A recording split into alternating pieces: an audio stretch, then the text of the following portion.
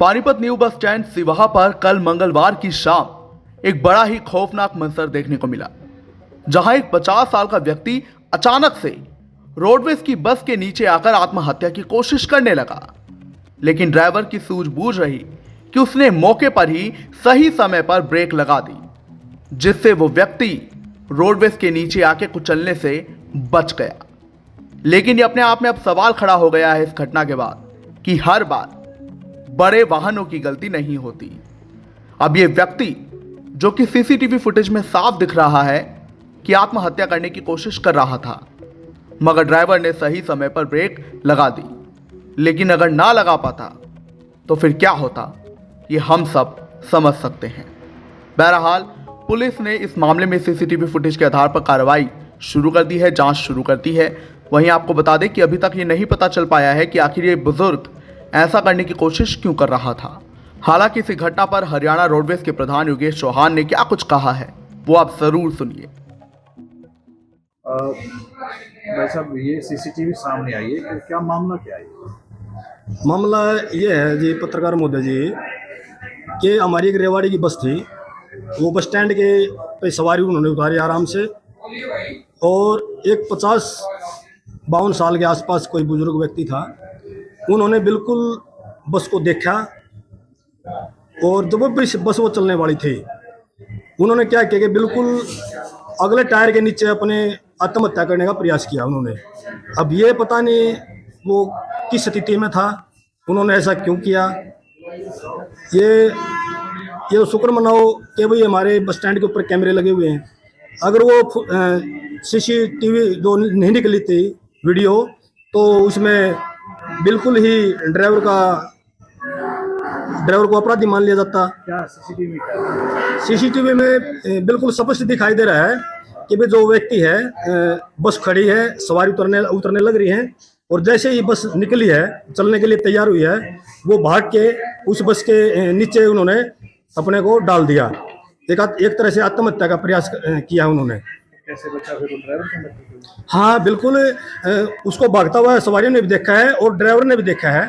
Driver ने जब ये देखा कि भाई व्यक्ति भाग के बस के नीचे घुस रहा है, तो ड्राइवर ने अपने सूझबूझ का परिचय देते हुए उसको बस को रोक लिया और वो बच गया। चोट वगैरह लगी थी उसको? हाँ, कुछ कंधे में उसको चोट आई है। अगर उसकी सूझबूझ नहीं होती, अगर समय पे बस नहीं रुक पाती, तो बिल्कुल उसको एक तरह सा ये हादसा होना ही होना था और उनकी हत्या निश्चित थी। पुलिस को सौंप दिया था उसको? हाँ, मौके पर पुलिस को बुला लिया गया था और पुलिस को सीसीटीवी जो है फुटेज दिखा दी गई थी। उसमें बिल्कुल स्पष्ट दिखाई दिया कि उन्होंने आत्महत्या का प्रयास किया है। वैसे मान लो सीसीटीवी नहीं होती, फिर आरोप तो ड्राइवर पे लगता है कि कुचल दिया है। हाँ, की बहुत सारी सीसीटीवी सामने आई है, कई बार हादसे भी होते, उस पर क्या कहना था? बिल्कुल देखो, अगर ये हादसा अगर बस स्टैंड के ऊपर नहीं होता, अगर कहीं बाहर रोड पे हो जाता, चाहे गलती किसी की भी हो, हमारे कानून ऐसे बने हुए हैं कि बड़े व्हीकल की गलती मानी जाती है।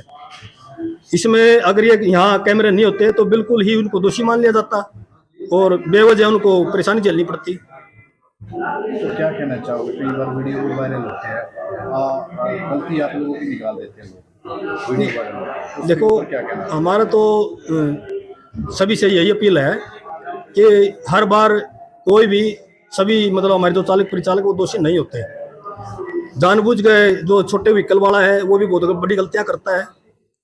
देखो, हम तो एक बात कहते हैं कि जनता को पूरी चीजें सोचनी चाहिए और समझनी चाहिए, तभी कोई निर्णय लेना चाहिए और तभी किसी को दोषी मानना चाहिए। इस तरह के हादसे बस अड्डे परिसर में हो जाते हैं, क्या कहना चाहोगे सवारियों को? देखो, हम तो जनता से यही अपील करते हैं कि जैसे बस स्टैंड के अंदर गाड़ी आती है, रुकती है, सवारी उतारती है, तो वो बीच में भागा दौड़ी ना करे और न ही बस स्टैंड के बीच में पहुंचे। कई बार होता है कि हम देखते हैं कि बस जैसे ही एंट्री करती है, बस को देखते ही सवारियां भाग लेती हैं सीट के चक्कर में। उन्होंने ऐसा नहीं करना चाहिए। बिल्कुल गाड़ी को काउंटर पर लगने का इंतजार करना चाहिए और वहां आराम से कोई हादसा ना हो, अपने गंतव्य को जाना चाहिए बैठ के आराम से। ये जो आदमी टायर के नीचे घुसने की कोशिश की, इससे बातचीत की थी आप लोगों ने? क्यों किया ऐसा? वो उन्होंने क्या हुआ कि 2-4 मिनट तो वहाँ सभी यात्री थे वो इकट्ठे हुए थे और 5-7 मिनट के बाद वो बेहोश हो गया था। तो उसको फिर जो अपना पुलिस डिपार्टमेंट है वो उसको हॉस्पिटल में ले गया था। नहीं, ये नहीं पता लगा पाया कहाँ का था वो।